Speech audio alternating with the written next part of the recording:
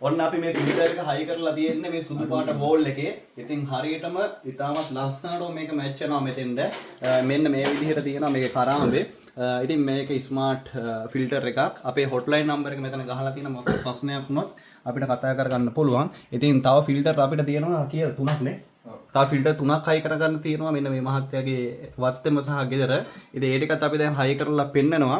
මේක අපි ගාව කළු පාට මොඩල් එකකුත් තියෙනවා. ඒකත් මේ වෝල් එකට හයි කරපුවාම මොන වගේ ලස්සනක් තියෙද කියලා පෙන්නන්නම්. එතකොට ඔයගොල්ලොන්ට පුළුවන් ඔයගොල්ලොන්ගේ වෝල් එකේ විදිහට කැමති ඩිසයින් එකක් තෝරගන්න. ඉතින් ඩිසයින් තියෙන ඔක්කොම අද හයි කරනවා අපි පෙන්නනවා.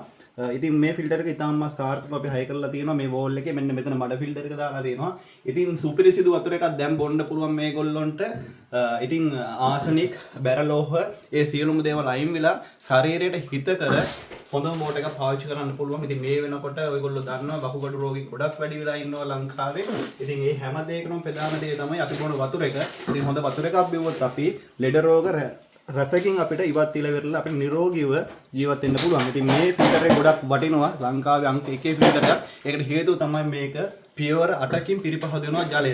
ඉතින් ඕනම කෙනෙකුට අපෙන් මේ ෆිල්ටර් එක මිලදී ගන්න පුළුවන්. ඉතින් අපි අනිත් ෆිල්ටර්ස් එකත් හයි කරලා ඔයගොල්ලන්ට පෙන්නන්නම් මේ වගේ ඩිසයින් එක වෝල් එකට කොහොමද මැච් වෙන්නේ කියලා. ඉතින් දිගටම අපිත් එක්ක රැඳිලා ඉන්න.